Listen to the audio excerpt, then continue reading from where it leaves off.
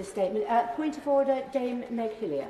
Thank you, Madam Deputy Speaker. Madam Deputy Speaker, last week I attended a statutory instrument on the immigration health surcharge, and I was asking questions of the Minister, as one would expect in that forum. He was unable to answer a number of the questions.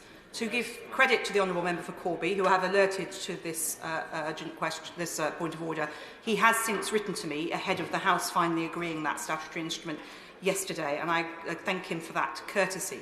However, this is not the first time that I have been in a statutory instrument where ministers have been unable to answer questions, and in this case it was off the back of a detailed impact assessment by the Home Office, but in other occasions it's been quite basic information that ministers have been unable to supply answers to. And I wanted to raise the matter with you, Madam Deputy Speaker, because it seems to me that this is an inadequate and inopportune way for the House to operate. We are there to scrutinise the legislation of the government of the day, and we are hampered in doing this if ministers are unable to give us answers and instead promise to variously write to us or tell us at a later stage about the matter, or sometimes even brush off the questions. And I wonder if, Madam Deputy Speaker, if you would like to say anything about this matter.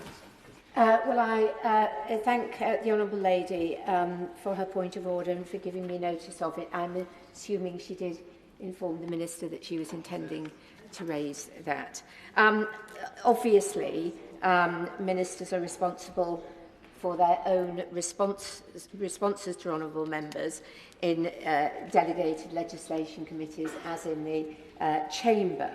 I note that the Honourable Lady said that the Minister did her the courtesy of writing to her after the event, but obviously I think we would all believe, and certainly my view, if ministers had all the relevant information to hand when they are responding to a debate.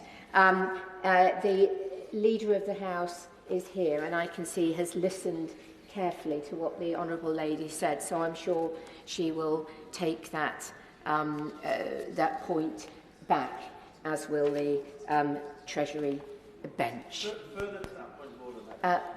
Further to that point of order, Kevin Brennan. Deputy Speaker, I can say that this isn't an isolated incident in statutory instrument committees, but surely it isn't good enough, because the ministers who are answering questions about the impact assessments have actually signed the impact assessment and dated it to say that they are responsible and fully aware and signing off its contents.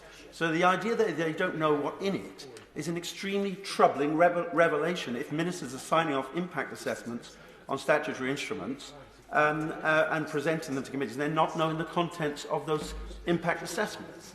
I note the point the honourable gentleman was made. Again, I would say it really is up to individual ministers. We, from the chair, we can't sort of give them a test before they answer a statutory instrument. But I feel that the Leader of the House is indicating that she might like to make a quick response. I will, Madam Deputy Speaker. We do take these matters very seriously, and I shall make sure that the points that honourable members have raised are brought to the attention, particularly of the departments that have been mentioned.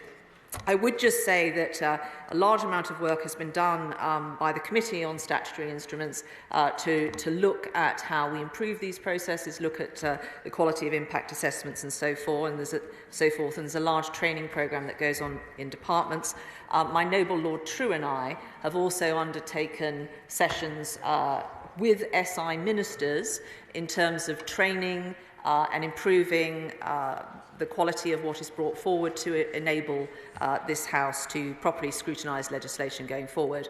There will be incidents, I'm sure, particularly those with complex briefs, where somebody cannot recall that information necessarily whilst at the dispatch box, but as the textbook example set out by the Right Honourable Lady with regard to the Honourable Member for Corby shows that when those situations arise, ministers are very aware of their responsibilities to get back to honourable members before those statutory instruments come into effect.